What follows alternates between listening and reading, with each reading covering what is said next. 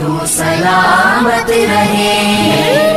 اور قرآن اسی کی طرف متوجہ کر رہا ہے کہ تم ساری دنیا کے اوپر تنقید کرتے ہو کہ فلاں جگہ یہ ہو رہا ہے، فلاں جگہ یہ ہو رہا ہے، سیاسی ماحول کے اندر بے چینی ہے، اضطراب ہے، انتشار ہے، لڑائیاں ہیں، جھگڑے ہیں، تنازعات ہیں، ان سب کی شکایت تو کرتے ہو، لیکن خود اپنی طرف متوجہ ہو کر نہیں دیکھتے کہ تمہارے ہاں کیا کمی ہے۔ اگر تم فرض کرو کہ مکمل طور پر اسلامی احکام پر عمل کر رہے ہو، لیکن تمہاری اولاد اور تمہارے گھر والے دوسری طرف جا رہے ہیں، اس کی ذمہ داری بھی تمہارے اوپر عائد ہوتی ہے۔ اپنی فکر کرو، اور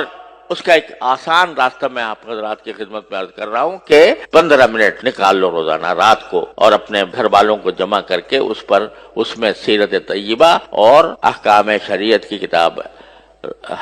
حضرت حکیم محمد مولانا تھانوی رحمۃ اللہ علیہ کی حیات المسلمین ہے مثلا، وہ پڑھ کے، بہت آسان کتاب ہے، آسانی کے ساتھ پڑھی جا سکتی ہے، وہ پڑھ کے سب کے سامنے پڑھی جائے تو انشاءاللہ اس سے ایک ماحول پیدا ہوگا اور اصلاح کی طرف ایک پیش قدمی ہوگی۔ اللہ تبارک و تعالیٰ اپنے فضل و کرم سے ہم سب کو اس کی توفیق عطا فرمائے۔ وآخر دعوانا الحمد